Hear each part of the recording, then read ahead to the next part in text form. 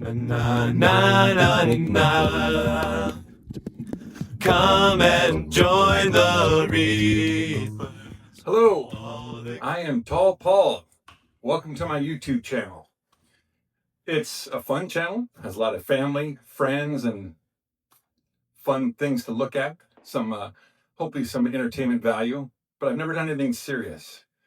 So today I wanted to try to see if I could put out a serious video and issue a challenge for all of us. How to live more intentionally. I've been convicted about that since this week happened and Charlie Kirk was assassinated. And it just impacted me of what can I be doing to take advantage of the time I have that I've been blessed with, because tomorrow isn't guaranteed to anyone. Today I want to discuss one intentional change we can make on Sunday or whatever Sabbath that you observe that can make our lives more intentional and what that can open up for us in our lives. So I'm going to share from my experience and issue this challenge. In light of the things that happened this past week with Charlie Kirk's assassination, watching through some of his old videos, he had a challenge to where he protected the Sabbath. Now, protecting the Sabbath, he would shut off his phone and just focus on family. And all week after his passing, I've been thinking about how do I do something different? How do I change one thing? Because I can't just start off and all of a sudden, have a whole different way that I live. So what was one change I could make?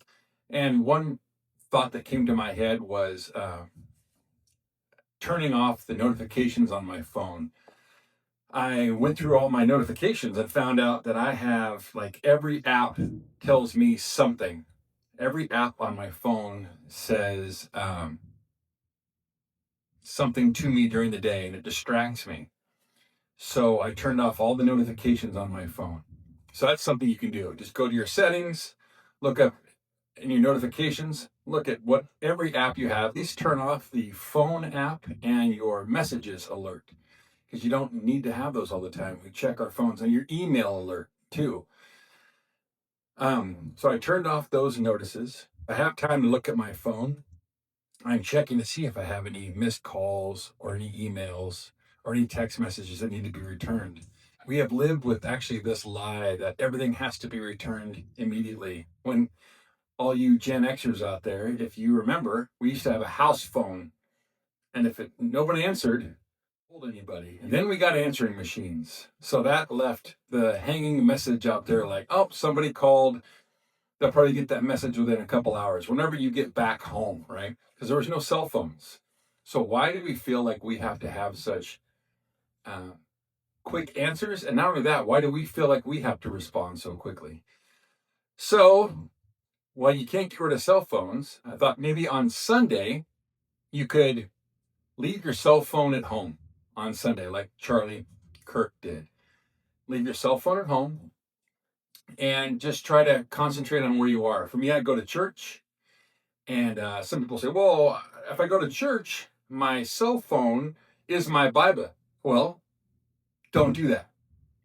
Go back to the actual Bible that you have and get into the written word or printed word and get used to using your Bible again.